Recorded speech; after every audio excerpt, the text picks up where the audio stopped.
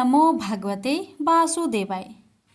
प्यारे भक्तों, आज आप सभी श्रवण करेंगे आषाढ़ महीने की कृष्णा पक्ष में पड़ने वाली योगिनी एकादशी की व्रत कथा। आप सभी भक्तों को आने वाली योगिनी एकादशी व्रत की ढेर सारी शुभकामनाएं। प्यारे भक्तजनों, योगिनी एकादशी व्रत का बहुत महत्व है। धार्मिक मान्यताओं के अनुसार योगिनी एकादशी का व्रत रखने से सारे पाप मिट जाते हैं और घर परिवार में समृद्धि बनी रहती है। कहा जाता है कि योगिनी एकादशी का व्रत करना 88,000 ब्राह्मणों को भोजन कराने के बराबर फल होता है। ये भक्तों, कथा शुरू करने से पहले हम जानते हैं योगिनी एकादशी व्रत की तिथि, शुभ मुहूर्त और पारण समय के बारे में जानते हैं और फिर श्रवण करेंगे कथा। हिंदू पंचांग के मुताबिक आषाढ़ माह के कृष्णा पक्ष की एकादशी तिथि का आरंभ 1 जुलाई को सुबह 10:26 से होगा। एकादशी तिथि 2 जुलाई को सुबह 8:34 पर समाप्त होगी। उदया तिथि के अनुसार योगिनी एकादशी का व्रत 2 जुलाई 2024 को रखा जाएगा। वहीं योगिनी एकादशी व्रत का पारण 3 जुलाई को सुबह 5:28 से सुबह 7:10 के बीच किया जाएगा। आपको बता दें कि एकादशी का पारण द्वादशी तिथि के दौरान ही करना शुभ माना जाता है। द्वादशी तिथि का समापन 3 जुलाई को सुबह 7:10 पर होगा। अब आइए श्रवण करते हैं योगिनी एकादशी व्रत से जुड़ी 5 पुण्यफल देने वाली कथा। धर्मराज युधिष्ठिर कहने लगे कि भगवान, मैंने ज्येष्ठ शुक्ल एकादशी का व्रत का महात्म्य सुना। अब कृपया आषाढ़ कृष्ण एकादशी की कथा सुनाइए। इसका नाम क्या है, महात्म्य क्या है, यह भी बतलाइए। श्री कृष्ण भगवान कहने लगे कि हे राजन, आषाढ़ कृष्ण एकादशी का नाम योगिनी है। इसके व्रत से समस्त पाप नष्ट हो जाते हैं। यह इस लोक में भोग और परलोक में मुक्ति देने वाली है। यह तीनों लोकों में प्रसिद्ध है। मैं तुमसे पुराणों में वर्णन की हुई कथा कहता हूँ, ध्यान पूर्वक सुनो। स्वर्ग धाम की अलकापुरी नामक नगरी में कुबेर नाम का एक राजा रहता था। वह शिव भक्त था और प्रतिदिन शिव की पूजा किया करता था। हेम की बिलाक्षी नामक एक सुंदर स्त्री थी। एक दिन वह मानसरोवर से पुष्प तो ले आया, लेकिन काम सख्त होने के कारण वह अपनी स्त्री से हाथ से विनोद तथा रमन करने लगा। इधर राजा उसकी दोपहर तक राह देखता रहा। अंत में राजा कुबेर ने सेवक को आज्ञा दी कि तुम लोग जाकर माली के न आने का कारण का पता करो, क्योंकि वह अभी तक पुष्प लेकर नहीं आया। सेवकों ने कहा कि महाराज, वह पापी अति कामी है, अपनी स्त्री के साथ हास्य विनोद और रमन कर रहा होगा। यह सुनकर कुबेर ने क्रोधित होकर उसे बुलाया। हेममाली राजा के भय से कांपता हुआ उपस्थित हुआ। राजा कुबेर ने क्रोध में आकर कहा, अरे पापी, नीच कामी, तूने मेरे परम पूजनीय ईश्वर श्री शिवजी महाराज का अनादर किया है। इसलिए मैं तुझे श्राप देता हूँ कि तू स्त्री का वियोग सहेगा और मृत्यु लोक में जाकर कोढ़ी होगा। कुबेर के श्राप से हेममाली का स्वर्ग से पतन हो गया और वह उसी क्षण पृथ्वी पर गिर गया। भूतल पर आते ही उसके शरीर में श्वेत कोढ़ हो गया। उसकी स्त्री भी उसी समय अंतर्ध्यान हो गई। मृत्युलोक में आकर माली ने महान दुख भोगे। भयानक जंगल में जाकर बिना अन्न और जल से भटकता रहा। रात्रि को निद्रा भी नहीं आती थी, परंतु शिवजी की पूजा के प्रभाव से उसको पिछले जन्म की स्मृति का ज्ञान अवश्य रहा। घूमते घूमते एक दिन वह मार्कंडेय ऋषि के आश्रम में पहुंच गया। जो ब्रह्मा से भी अधिक वृद्ध थे और जिनका आश्रम ब्रह्मा की सभा के समान लगता था। हेममाली वहां जाकर उनके पैरों में पड़ गया।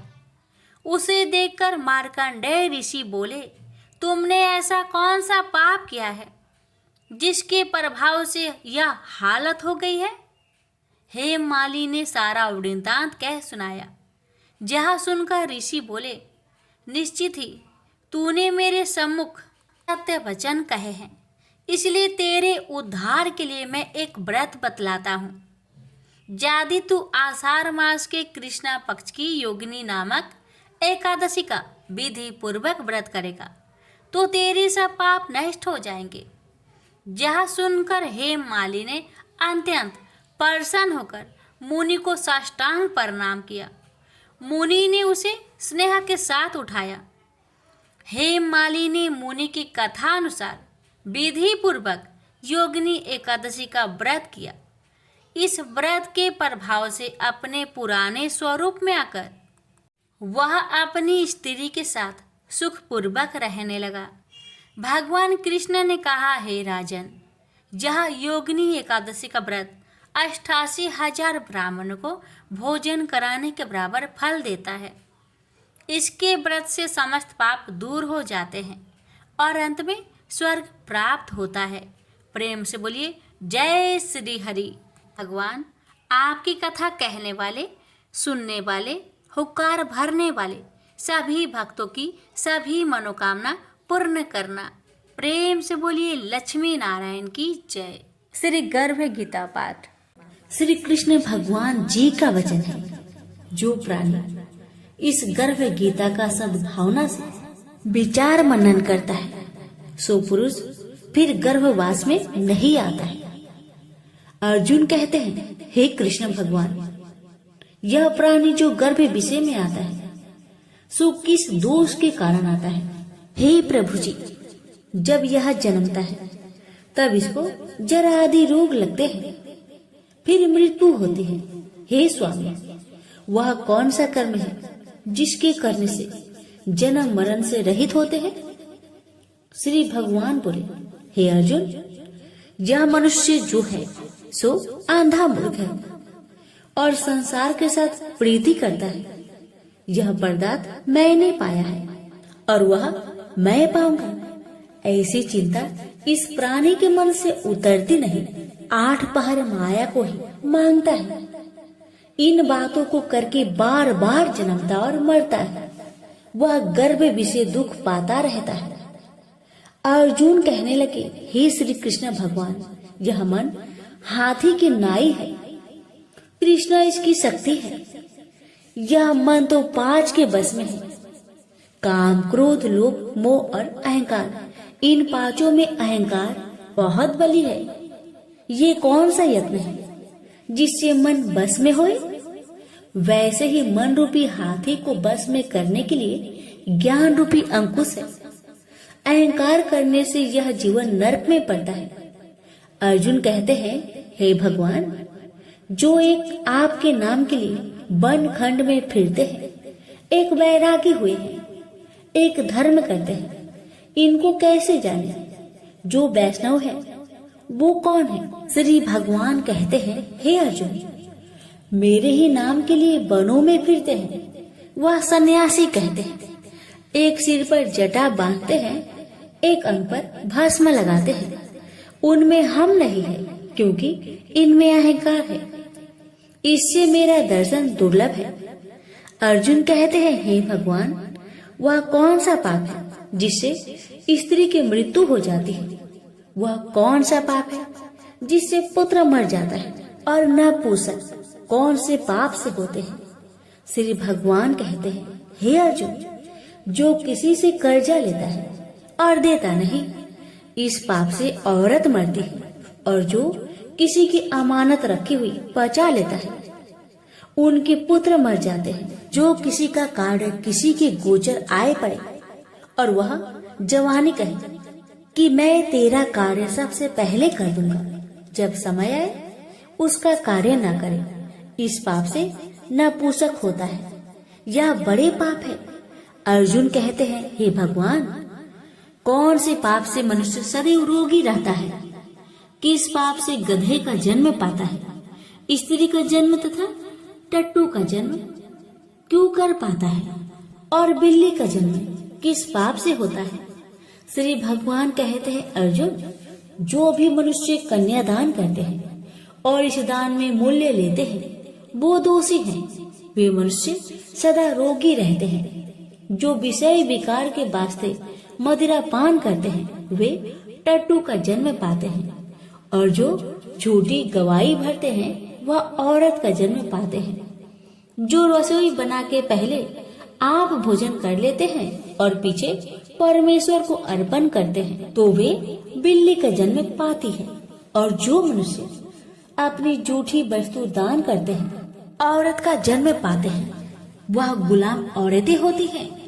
अर्जुन कहते हैं, हे भगवान, कई मनुष्यों को आपने स्वर्ग दिया, सो उन्होंने कौन सा पुण्य किया है? और कई मनुष्यों को आपने हाथी घोड़ा रथ दिए हैं, उन्होंने कौन सा पुण्य किया है? श्री भगवान कहते हैं, हे अर्जुन, जिन्होंने स्वर्ण दान किया है, उनको हाथी घोड़े वाहन मिलते हैं। जो परमेश्वर के निमित्त कन्यादान करते हैं, सो पुरुष का जन्म पाते हैं। अर्जुन कहते हैं, हे भगवान, जिन पुरुषों के अंदर विचलित शरीर है, उन्होंने कौन सा पुण्य किया है? किसी 2 घर के संपत्ति है, कोई विद्वान है, उन्होंने कौन सा पुण्य किया है? श्री भगवान कहते हैं, हे अर्जुन, जिन्होंने अन्न दान किया है, उनका सुंदर स्वरूप है। जिन्होंने विद्या दान किया है, वह विद्यावान होते हैं। जिन्होंने संतों की सेवा की है, वह पुत्रवान होते हैं। अर्जुन कहते हैं, हे भगवान, किसी को धन से प्रीति है, कोई स्त्रियों से प्रीति करते हैं, इसका क्या कारण है? समझाकर कहिए। श्री भगवान कहते हैं, हे अर्जुन, धन और स्त्री सब नाश रूप है, मेरी भक्ति का नाश नहीं है। अर्जुन कहते हैं, हे भगवान, यह राजपाट किस धर्म के करने से मिलता है? विद्या कौन से धर्म करने से मिलती है? श्री भगवान कहते हैं, हे अर्जुन, जो प्राणी काशी जी में निष्काम भक्ति से तप करते हुए देह त्यागते हैं, वह राजा होते हैं। और जो गुरु की सेवा करते हैं, सो विद्वान होते हैं। अर्जुन कहते हैं, हे भगवान, किसी को धन अचानक बिना किसी परिश्रम से मिलता है, सो उन्होंने कौन सा पुण्य किया है? श्री भगवान कहते हैं, हे अर्जुन, जिन्होंने गुप्त दान किया है, उसको धन अचानक मिलता है। जिसने परमेश्वर निमित्त पराया कार्य संवारा है, वह मनुष्य रोग से रहित होते हैं। अर्जुन कहते हैं, हे भगवान, कौन सा पाप से अम्ली होते हैं, और कौन से पाप से गूंगे होते हैं, और कौन से पाप से कुष्ठी होते हैं? श्री भगवान कहते हैं, हे अर्जुन, जो आदमी नीच कुल की स्त्री से गमन करते हैं, सो अम्ली होते हैं। जो गुरु से विद्या पढ़कर मुकर जाते हैं, सो गूंगे होते हैं। जिन्होंने गौ घात किया है, वे कुष्ठी होते हैं। अर्जुन कहते हैं, भगवान, जिस किसी पुरुष के देह में रक्त का विकार होता है, वह किस पाप से होता है? और कोई दरिद्र होते हैं, किसी को खरक वायु होती है, और कोई अंधे होते हैं, तो कोई पंगुल होते हैं, सो कौन से पाप से रहित होते हैं? और कई स्त्रियां बाल विधवा होती है, तो यह किस पाप से होती है? श्री भगवान कहते हैं, हे अर्जुन, तो सदा क्रोधवान रहते हैं, उन्हें रक्त विकार होता है।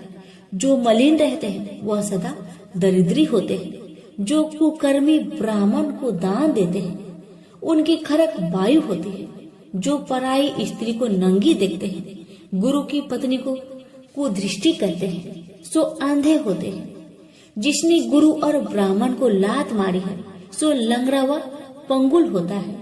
जो औरत अपने पति को छोड़कर पराये पुरुष से संग करती है, सो वह बाल विधवा होती है। अर्जुन कहते हैं, हे भगवान, आप पर ब्रह्मा हो, आपको नमस्कार है। आगे मैं आपको संबंधी जानता था, परंतु अब मैं ईश्वर रूप में जानता हूँ। हे पर ब्रह्मा, गुरु दीक्षा कैसी होती है, सो कृपा करके मुझसे कहिए। श्री भगवान कहते हैं, हे अर्जुन, तुम धन्य हो, तुम्हारे माता पिता भी धन्य हैं, जिनके तुम ऐसे पुत्र हो। हे अर्जुन, सारे संसार का गुरु जगन्नाथ, विद्या का गुरु काशी, चारों वर्णों का गुरु सन्यासी है। सन्यासी उसको कहते हैं जिन्हें सबका त्याग करके मेरे प्रति मन लगाया है, सो ब्राह्मण जगत गुरु है। हे अर्जुन, यह बात ध्यान देकर सुनने की है।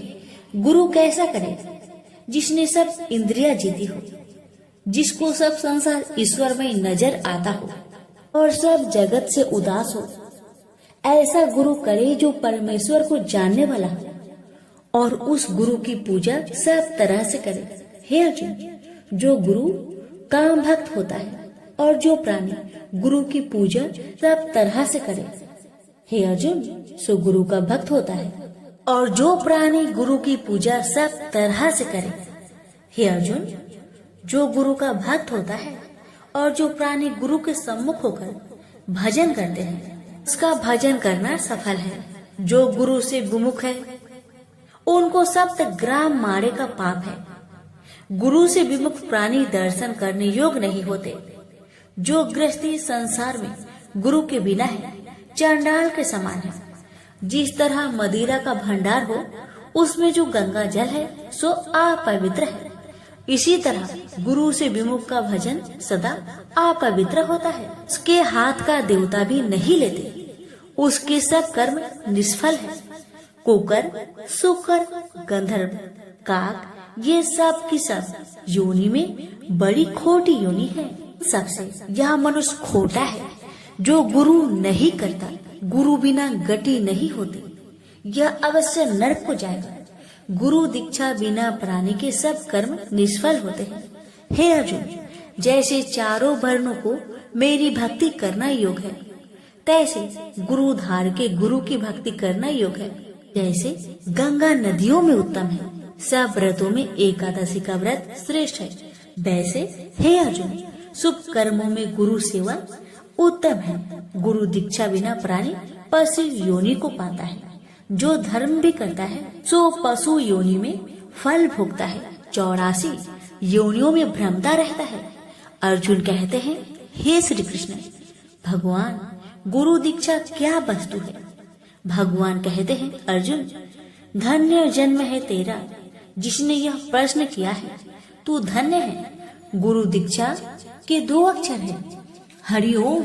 इन अक्षरों को गुरु कहता है। यह चारों वर्णों को अपना श्रेष्ठ है। हे अर्जुन, जो गुरु की सेवा करता है उस पर मेरी प्रसन्नता है। वह 84 से छूट जाएगा, जन्म मरण से रहित हो, नरक नहीं भोगता। गुरु की सेवा करता है, उसको कई अश्वमेघ यज्ञ के पुण्य का फल मिलता है। गुरु की सेवा मेरी सेवा है। हे अर्जुन, हमारे तुम्हारे संवाद जो पढ़ेंगे सो गर्भ के दुख से बचेंगे, 84 कट जाएगी। इसी से इस पाठ का नाम गर्भ गीता है। श्री कृष्ण भगवान जी के मुख से अर्जुन ने श्रवण की है। गुरु दीक्षा लेना उत्तम कर्म है। उसका फल है कि नरक से वह 84 से जीव बचा रहता है। भगवान बहुत प्रसन्न होते हैं। प्रेम से बोलिए श्री कृष्ण भगवान की जय। एक बार एक राज्य में एक राजा रहते थे। राजा बहुत ही बुद्धिमान और बलशाली थे। राजा सदैव अपनी प्रजा का बहुत अच्छे से ध्यान रखते थे। प्रजा भी अपने राजा को बहुत पसंद करते थे। राजा की 2 बेटियां थी।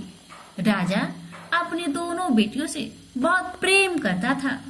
राजा की छोटी बेटी देखने में बहुत सुंदर और आकर्षक थी और राजा की बड़ी बेटी छोटी बेटी के मुकाबले थोड़ा कम सुंदर थी। राजा की छोटी बेटी 11 माता का पूजन किया करती थी और सभी लोग राजा की छोटी बेटी से बहुत प्रेम करते थे और बहुत प्रशंसा करते थे। राजा भी अपनी छोटी बेटी को बड़ी बेटी से अधिक प्रेम करते थे, जिस कारण राजा की बड़ी बेटी अपनी छोटी बहन से बहुत नफरत करने लगी। राजा की दोनों बेटियां जब बड़ी हो गई, तब एक पड़ोस राज्य में रहने वाला राजकुमार राजा की बड़ी बेटी के लिए रिश्ता लेकर आया। लेकिन जैसे ही उस राजकुमार की नजर राजा की छोटी बेटी पर पड़ी तो वह राजकुमार राजा की छोटी बेटी पर आकर्षक हो गया और उससे पहले नजर में ही प्रेम कर बैठा। उस राजकुमार ने राजा की बड़ी बेटी के साथ विवाह करने से मना कर दिया और उसने राजा से कहा कि मैं आपकी छोटी बेटी से विवाह करना चाहता हूँ। जिसके बाद राजा की बड़ी बेटी यह देखकर अपनी छोटी बहन से बहुत क्रोधित हो गई और राजा की बड़ी बेटी ने अपनी छोटी बहन को अपना सबसे बड़ा दुश्मन मान लिया। राजा की बड़ी बेटी ने अपनी छोटी बहन से बदला लेने का निर्णय लिया, जिसके लिए उसने अपनी छोटी बहन को जान से मारने का प्लान बनाया। राजा की बड़ी बेटी ने अपनी छोटी बहन को मारने के लिए सबसे पहले एक लड्डू में जहर मिलाकर अपनी छोटी बहन को दे दिया और उसको लड्डू खाने के लिए कहा। लेकिन लड्डू खाने के बाद भी छोटी बहन को कुछ नहीं हुआ। बड़ी बहन यह देखकर बहुत आश्चर्य में पड़ गई, लेकिन बड़ी बहन ने हार नहीं मानी और उसने जब रात में छोटी बहन अपने कमरे में सो रही थी तब एक मटके में सांप रखकर उसे कमरे में छोड़ दिया ताकि छोटी बहन को डस ले और उसका काम तमाम हो जाए। लेकिन सांप भी छोटी बहन का कुछ नहीं कर पाया। जिसके बाद बड़ी बहन ने अपनी छोटी बहन से कहा कि चलो हम लोग कुएं से पानी भरकर लाते हैं। जिसके लिए वह छोटी बहन को पानी भरने के बहाने कुएं के पास ले गई और उसने अपनी छोटी बहन को कुएं में धक्का दे दिया। लेकिन 11 माता की कृपा से छोटी बहन को तब भी कुछ नहीं हुआ, क्योंकि हर बार 11 माता उसकी रक्षा कर रही थी। और उधर बड़ी बहन अपने सारे प्रयासों के बाद असफल हो रही थी, जिससे वह बहुत क्रोधित हो जा रही थी। फिर उसने अपनी छोटी बहन के पास जाकर उससे खुद पूछा कि मेरी छोटी बहन, तुमको पता है भगवान ने सबकी मृत्यु एक निश्चित समय पर लिखी हुई है और कैसे तुम्हारी मृत्यु होगी क्या यह तुम जानती हो? तब छोटी बहन ने अपनी बड़ी बहन को बताया कि हाँ, मैं जानती हूँ मेरी मृत्यु कैसे होगी। छोटी बहन से यह सुनकर बड़ी बहन मन ही मन बहुत प्रसन्न होने लगी और उसने अपनी छोटी बहन से कहा कि तो मुझे अपनी मृत्यु की राज बताओ। छोटी बहन ने अपनी बड़ी बहन से कहा कि मेरी मृत्यु तो एक तोते में है, जो तोते के गले में एक हार है, उसी में मेरा प्राण छुपा हुआ है। जब तक कोई भी व्यक्ति तोते को मारकर वह हार अपने गले में पहनेगा तो मैं मूर्छित हो जाऊंगी, और जैसे ही उस हार को अपने गले से उतारेगा तो मैं वापस जीवित हो जाऊंगी। अपनी छोटी बहन की मृत्यु का राज जानकर बड़ी बहन बहुत खुश हो गई और वह अपनी छोटी बहन को मारने के लिए उसके पालतू तोते को ढूंढना शुरू कर दिया। और छोटी बहन को इस बात का आभास तक न हुआ कि कोई उसकी जान लेना चाहता है, जिसके लिए वह अपने पिताजी के पास गई और उसने अपने पिताजी से कहा कि पिताजी, मेरी मृत्यु के बाद आप मुझे जलाइएगा मत, बल्कि आप मुझे अपनी पुरानी हवेली में एक पलंग में लेटाकर छोड़ दीजिएगा। अपनी छोटी लड़की की यह बात सुनकर राजा बहुत आश्चर्य में पड़ गया और उसने अपनी बेटी से पूछा, बेटी तुम यह क्या कह रही हो? तब राजा की छोटी बेटी ने बताया, पिताजी, समय किसी के लिए नहीं रुकता है, कब क्या हो जाए किसी को कुछ पता नहीं है। और फिर राजा ने अपनी छोटी बेटी से कहा कि तुम ऐसी बातें क्यों कर रही हो? 2-3 दिन में तुम्हारा विवाह है। लेकिन छोटी बेटी ने अपने पिताजी को ऐसा करने पर मजबूर कर दिया और उसने वचन ले लिया। राजा ने भी अपनी छोटी बेटी की बात स्वीकार कर ली और 2-3 दिनों के बाद जब शादी का समय आया तब राजकुमार बारात लेकर राजा के घर आया और राजकुमार और राजा की छोटी बेटी का विवाह शुरू हो गया। जैसे ही राजा की छोटी बेटी राजकुमार के साथ फेरे लेना शुरू करती है तो उसकी बड़ी बहन अपनी छोटी बहन के कमरे में जाकर उसके तोते को पकड़ लेती है और उसको जान से मार देती है। तोते के गले में जो हार था उसको अपने गले में धारण कर लेती है।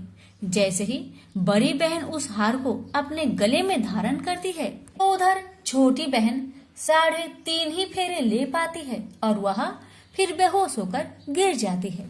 जिसके बाद राजा ने बड़े बड़े हकीमों को बुलवाया और अपनी छोटी बेटी का इलाज करने के लिए कहा। राजा की बात सुनकर वैद्य ने छोटी बेटी को जब चेक किया, राजा को बताया कि आपकी छोटी बेटी ना तो जीवित है और ना मरी हुई है। यह मैं ऐसी पहली बार देख रहा हूँ। राजा ने वैद्य और हकीम को ये बात बाहर बताने से मना कर दिया कि अगर तुमने यह बात किसी को बाहर बताई तो मैं तुम्हें फांसी दे दूंगा। राजा ने ऐसे दोनों को धमकाया। राजा ने अपनी छोटी बेटी को पुराने महल में जाकर एक पलंग में लेटा दिया और वहाँ पर कुछ सैनिक को तैनात कर दिया। वापस अपने महल पर आ गया। राजा की बड़ी बेटी अपने पिताजी के पास आई और कहने लगी, पिताजी अगर यह शादी संपन्न नहीं हुई तो आपकी इज्जत का क्या होगा? आप कहे तो मैं आपकी इज्जत बचाने के लिए राजकुमार से शादी करने के लिए तैयार हूँ। जिसके बाद राजा ने अपनी बड़ी बेटी की बात मान ली और राजा ने बड़ी बेटी को छोटी बेटी के कपड़े पहनाकर मंडप पर भेज दिया। लेकिन राजकुमार यह जान गया कि यह राजा की छोटी बेटी नहीं बल्कि बड़ी बेटी है। लेकिन जब राजकुमार ने शादी करने से मना किया तो सभी लोग ने राजकुमार को विवश करके राजा की बड़ी बेटी से बचे हुए फेरे संपन्न करा दिए और विवाह करवा दिया। जिसके बाद राजकुमार राजा की बड़ी बेटी को अपने महल ले गया। राजकुमार राजा की बड़ी बेटी से ना तो बात करता था, नहीं उसको पसंद करता था और ना ही उसके आसपास भटकता था। और राजकुमार ने यह फैसला लिया था कि वह अपनी प्रेमिका को ढूंढ कर रहेगा और यह जानकर रहेगा कि उसके साथ क्या हुआ है। एक दिन राजकुमार अपने घोड़े पर सवार होकर राजा के पुराने महल के पास पहुंच गया, जहां पर उसने कुछ सैनिकों को देखा। महल के पास पहुंचकर राजकुमार ने जब महल को ध्यान से देखा तो वह समझ गया कि यह तो हमारे ससुर जी का महल है। तब राजकुमार ने सैनिकों से पूछा, तुम लोग यहाँ क्या कर रहे हो और इस महल के अंदर उस पलंग में कौन लेटा हुआ है? जिसके बाद सैनिकों ने बताया कि यहाँ पर राजा की छोटी बेटी लेटी हुई है। यह सुनकर राजकुमार बहुत प्रसन्न हुआ और चिंतित भी हुआ और तुरंत अपनी प्रेमिका के पास पहुँच गया और उसकी सेवा करने लगा। जैसे ही रात हुई तो राजा की छोटी बेटी उठकर खड़ी हो गई। राजकुमार यह देखकर बहुत खुश हुआ और उसने अपनी प्रेमिका से पूछा कि तुम यहाँ क्या कर रही हो? तुम मेरे साथ मेरे घर चलो। राजा की छोटी बेटी ने राजकुमार को सारी बातें बता दी कि मेरी जान एक तोते में बसी थी और मैंने यह सब सिर्फ अपनी बड़ी बहन को बताया था और मुझे पता है कि उसने ही मुझे मारने का प्रयास किया है। उसके पास एक हार है जिसको वह सुबह पहन लेती है और रात को उतार देती है। जब तक वह हार को पहने रहती है तब तक मैं मूर्छित रहती हूँ और जैसे ही वह हार को उतार देती है तो मैं जीवित हो जाती हूँ और जब तक मेरी बहन के पास वह हार है तब तक मैं ऐसे ही जीवित और मूर्छित होती रहूंगी। अगर मेरी बड़ी बहन के पास जो हार वह मेरे हाथ लग जाए तो मैं हमेशा के लिए जीवित हो जाऊंगी। राजकुमार यह बात सुनकर राजा की छोटी बेटी के पास रहने का निर्णय ले लिया और उसने अपने बचे हुए सारे फेरे उस पलंग में लेटी राजकुमारी की छोटी बेटी के साथ ले लिए और अपना विवाह को पूर्ण कर लिया और वहीं पर रहने लगा। देखते ही देखते कुछ समय में राजा की छोटी बेटी और राजकुमार की पत्नी पेट से हो गई। एक दिन राजकुमार को किसी काम से बाहर जाना पड़ा। तब छोटी बहन के पेट में बहुत तेज दर्द होने लगा, जिसके बाद उसने 11 माता का ध्यान किया।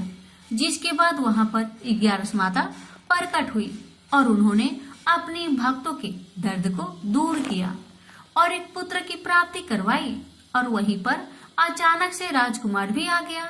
राजकुमार ने इग्यारस माता को देखा तो वह आश्चर्य हो गया और उसने तुरंत माता को प्रणाम किया। और इग्यारस माता ने राजकुमार से कहा, जब तुम्हारा बेटा 5 वर्ष का हो जाए तो तुम अपनी पत्नी के हार आकर इसके गले में डाल देना। और देखते देखते राजकुमार और राजा की छोटी बेटी का पुत्र 5 वर्ष का हो जाता है। तो राजकुमार अपने बेटे से कहता है कि बेटा, मैं कुछ काम से बाहर जा रहा हूँ, तुम अपनी माता का ध्यान रखना। और वह वहाँ से चला जाता है। राजकुमार को बाहर निकलता देख बड़ी बहन के सैनिक देख लेते हैं और वह बड़ी बहन को जाकर सारी बातें बता देते हैं। जिसके बाद बड़ी बहन अपनी छोटी बहन के पुत्र को वहाँ से उठवा लेती है और उसको मरवा देती है। छोटी बेटी के पुत्र के 2 टुकड़े करवा देती है। पहला टुकड़ा चक्की के पास छुपा देती है और दूसरा टुकड़ा अपनी पलंग के नीचे रख देती है। इग्यारस माता बड़ी बहन की सारी करतूत अपनी आंखों से देख रही थी।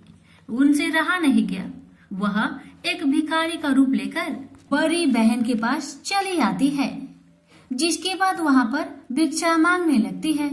बड़ी बहन अपने नौकरों से कहती है कि जाकर भिक्षा दे दो, लेकिन जैसे ही नौकर इग्यारस माता को भिक्षा देने के लिए आते हैं तो माता उन्हें मना कर देती है और कहती है कि मैं तुम्हारे महारानी से ही भिक्षा लूंगी, जाओ जाकर कह दो। इसके बाद बड़ी बहन स्वयं ही भिक्षा देने के लिए माता के पास आती है। तब माता एक बिल्ली का रूप लेकर उसके कमरे में चली जाती है और वहाँ पर छोटी बेटे के पुत्र के टुकड़े को जोड़ देती है और उसे जीवित कर देती है। उसे वहाँ से ले जाती है। राजकुमार अपने बेटे को लेकर अपनी पत्नी के पास जाता है और उसे कहता है कि तुम इसका ध्यान रखना। अगर तुम इस बच्चे का अच्छे से ध्यान रखोगी तो मैं तुमसे बात करूंगा। एक दिन राजकुमार बच्चे से कहता है कि तुम मम्मी से उनके गले का हार मांग लो। जिसके बाद राजकुमार का लड़का अपनी मम्मी के पास जाता है और कहता है कि मम्मी, मुझे तुम्हारा हार चाहिए जो तुमने गले में पहन रखा है। यह सुनकर पहले तो बड़ी बहन बहुत क्रोधित होती है, पर उसको यह याद आता है कि राजकुमार ने कहा था कि अगर मैं इस बच्चे का ध्यान रखूं तो वह मुझसे बात करेंगे। जिसके कारण वह हार को उस बच्चे को दे देती है और वह तुरंत हार ले जाकर अपने पिताजी को दे देता है। और तभी राजकुमार अपने बेटे को लेकर वहाँ से जाने लगता है और अपनी पत्नी से कहता है कि तुम हमारे लिए खाना बनाकर रखना, मैं शाम को आकर तुम्हारे साथ खाऊंगा। और वह अपने बेटे को लेकर वहाँ से चला जाता है। जिसके बाद वह राजा के पास जाता है और उनको सारी बातें बता देता है।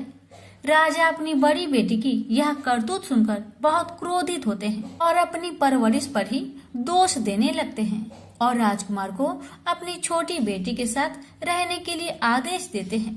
इग्यारस माता की कृपा से राजा की छोटी बेटी राजकुमार के साथ सुखी जीवन व्यतीत करने लगी और हर 11 को 11 माता का व्रत करने लगे।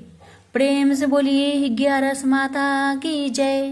प्राचीन समय की बात है। दक्षिण भारत की तुंगभद्रा नदी के तट पर एक नगर में आत्मदेव नामक एक व्यक्ति रहता था, जो सभी वेदों में पारंगत था। उसकी पत्नी का नाम धुंधली था।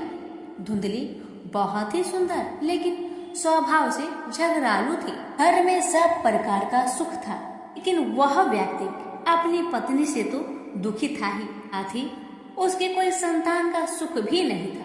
वह चिंता में रहता था कि यदि उम्र ढल गई तो फिर संतान का सुख देखने को नहीं मिलेगा।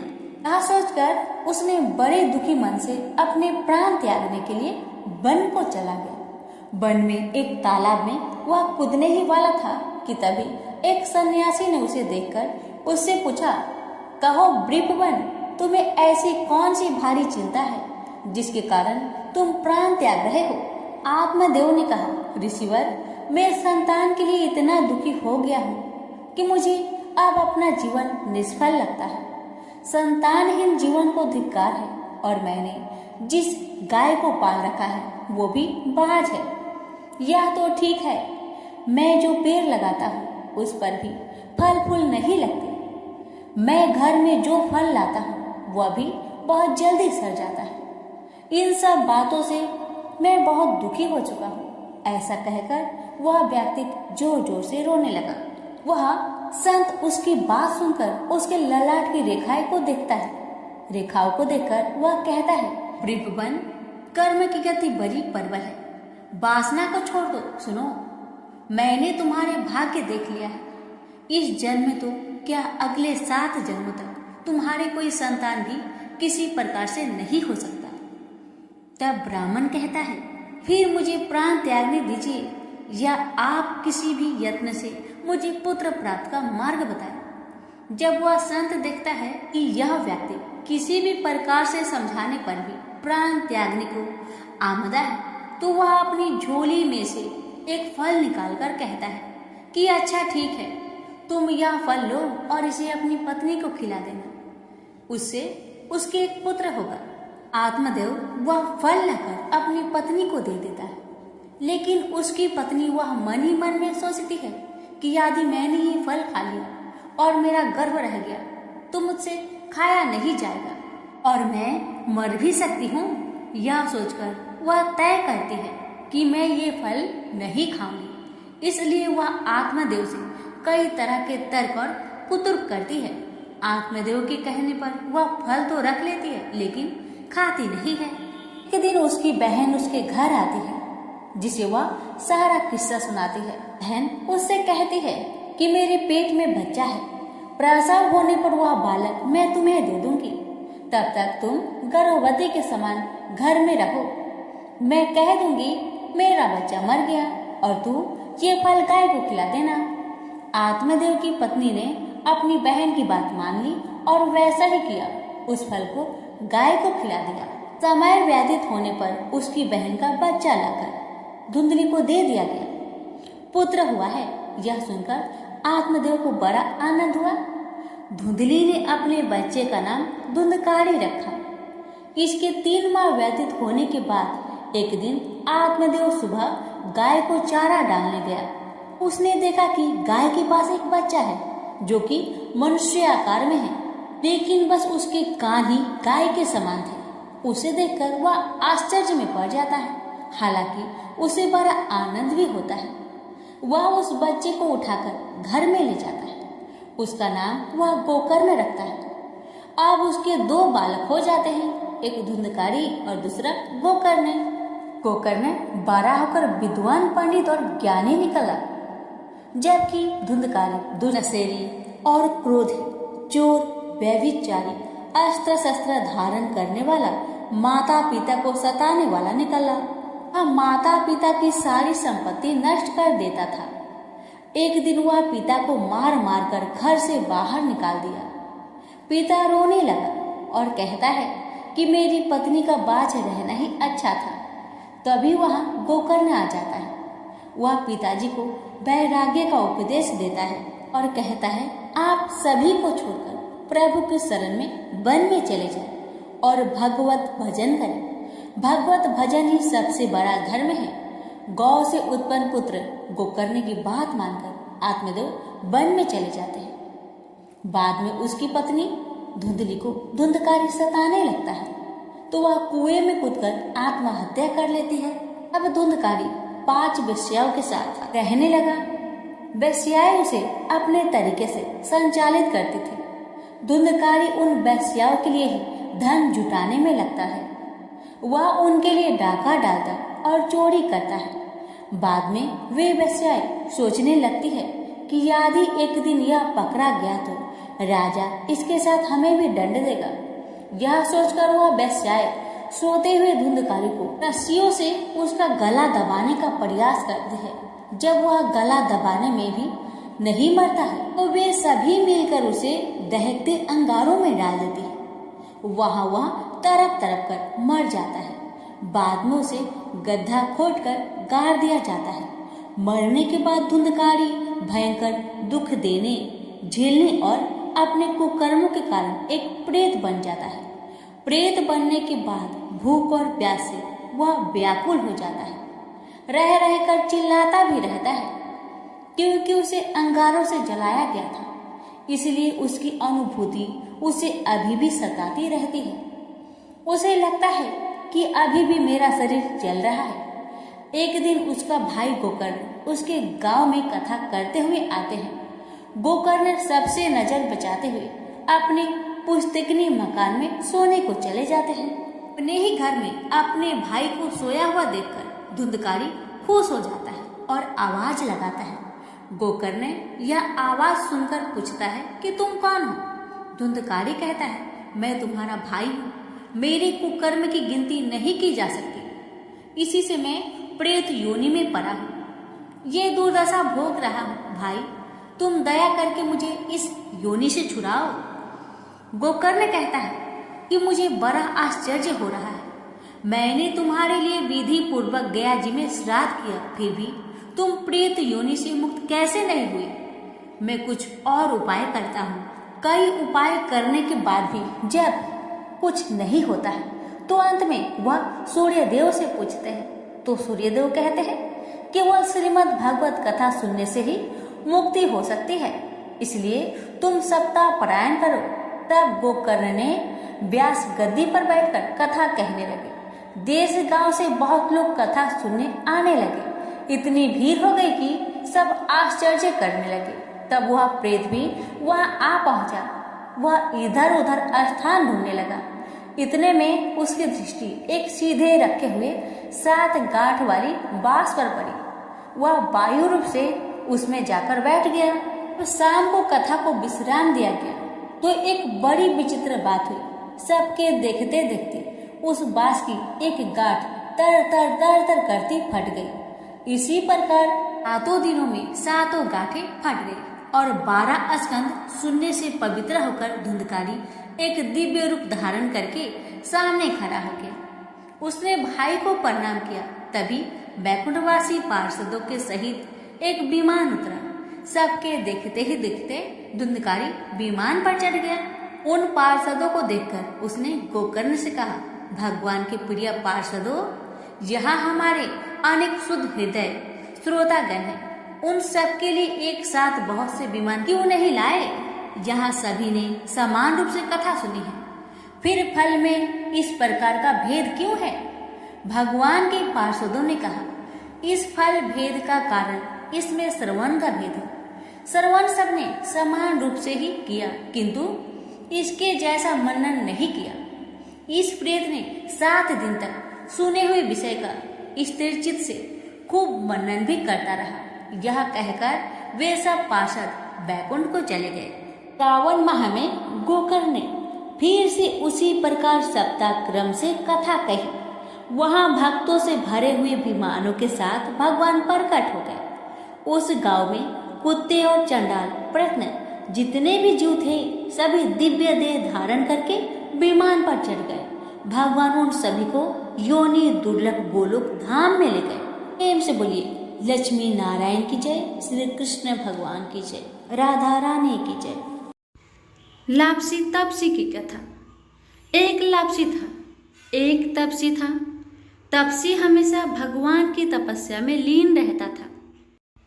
लापसी रोजाना 1.25 सेर की लापसी बनाकर भगवान का भोग लगाकर जीम लेता था। एक दिन दोनों लड़ने लगे। लापसी बोला, मैं रोज भगवान की तपस्या करता हूँ, इसलिए मैं बड़ा हूँ। लापसी बोला कि मैं रोज भगवान को 1.25 सेर लापसी का भोग लगाता हूँ, इसलिए मैं बड़ा हूँ। नारद जी वहां से गुजर रहे थे। दोनों को लड़ता देखकर उनसे पूछा कि क्यों तुम लड़ रहे हो? लापसी ने खुद को बड़ा होने का कारण बताया और तपसी ने अपना कारण बताया। नारद जी बोले, तुम्हारा फैसला मैं कर दूंगा। दूसरे दिन लापसी और तपसी नहाकर अपनी रोज की भक्ति करने आए तो नारद जी ने छुपकर 1.25 करोड़ की एक अंगूठी उन दोनों के आगे रख दी। तपसी की नजर जब अंगूठी पर पड़ी तो उसने चुपचाप अंगूठी उठाकर अपने नीचे दबा ली। लापसी की नजर अंगूठी पर पड़ी लेकिन उसने ध्यान नहीं दिया। भगवान को भोग लगाकर लापसी खाने लगा। नारद जी सामने आए तो दोनों ने पूछा कि कौन बड़ा? तो नारद जी ने तपसी को खड़ा होने को कहा। वो खड़ा हुआ तो उसके नीचे दबी अंगूठी दिखाई पड़ी। नारद जी ने तपसी से कहा, तपस्या करने के बाद भी तुम्हारी चोरी करने की आदत नहीं गई, इसलिए लपसी बना है और तुम्हें तुम्हारी तपस्या का कोई भी फल नहीं मिलेगा। तपसी शर्मिंदा होकर माफी मांगने लगा। उसने नारद जी से पूछा, मुझे मेरी तपस्या का फल कैसे मिलेगा? नारद जी ने कहा, यदि कोई गाय और कुत्ते की रोटी नहीं बनाएगा तो फल तुझे मिलेगा। यदि कोई ब्राह्मण को भोजन करवाकर दक्षिणा नहीं देगा तो फल तुझे मिलेगा। यदि कोई साड़ी के साथ ब्लाउज नहीं देगा तो फल तुझे मिलेगा। यदि कोई दिए से दिया जलाएगा तो फल तुझे मिलेगा। यदि कोई सारी कहानी सुने लेकिन तुम्हारी कहानी नहीं सुने तो फल तुझे मिलेगा। उसी दिन से हर व्रत कथा कहानी के साथ लपसी तपसी की कहानी भी सुनी और कही जाती है। प्रेम से बोलिए लक्ष्मी नारायण की जय।